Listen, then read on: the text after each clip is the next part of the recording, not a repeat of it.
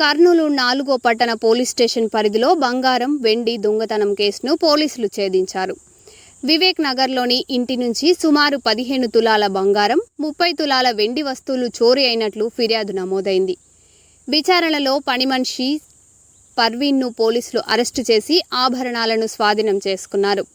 కేసును ఛేదించిన బృందాన్ని ఎస్పీ విక్రాంత్ పాటిల్ అభినందించారు.